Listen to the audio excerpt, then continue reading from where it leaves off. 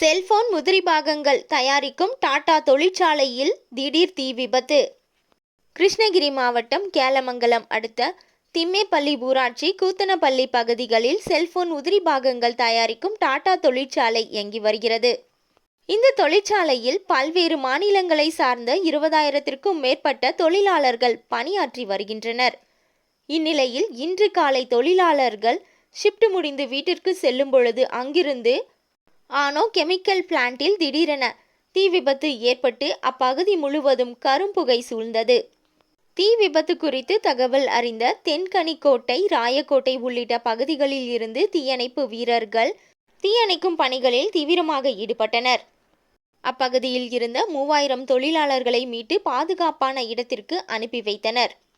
பின்னர் சுமார் 4 மணி நேர போராட்டத்திற்கு பின்பு தீ முற்றிலும் அணைக்கப்பட்டது. தீ விபத்திற்கு காரணம் மற்றும் பொருட்கள் சேதம் குறித்து ராயக்கோட்டை போலீசார் வழக்கு பதிவு செய்து விசாரணை மேற்கொண்டு வருகின்றனர்.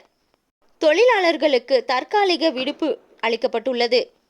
கடந்த சில வாரங்களுக்கு முன்பு டாடா தொழிற்சாலை பேருந்து கேலமங்கலம் பிரிவு சாலைகளில் இருசக்கர வாகனத்தில் சென்றவர்கள் மீது மோதியதில் 2 உயிரிழந்துள்ளனர். இதனால் ஆத்திரமடைந்த பொதுமக்கள் தொழிற்சாலைகளுக்கு சொந்தமான 7 பேருந்துகளை அடித்து சேதப்படுத்தியுள்ளனர்.